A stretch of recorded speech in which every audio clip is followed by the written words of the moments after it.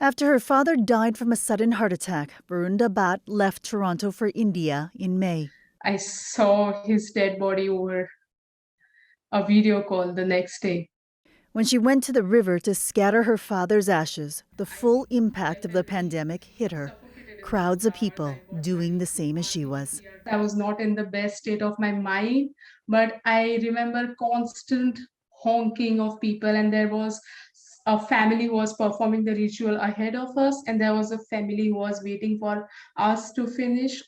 Officially, India puts its COVID death toll at 414,000, but a new study by economists at the Center for Global Development estimates 4 million more people could have died during the pandemic. The study looks at all deaths. So basically, it could either be because of COVID, but also, for example, there was a strict lockdown. So maybe the health infrastructure suffered because of that. People didn't really get basic care that they needed to. So it could be because of that.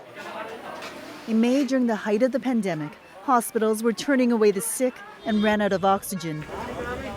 Bodies were cremated in the streets. There were vaccine shortages. Canadian researchers say there's no doubt that India is undercounting. So they simply are unrecorded, or their causes of death are not known.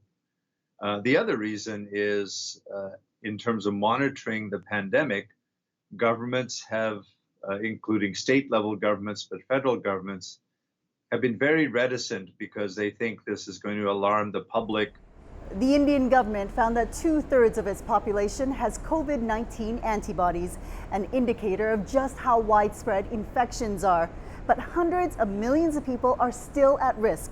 And without precise numbers, health experts say the government won't be ready for what's to come. Another wave.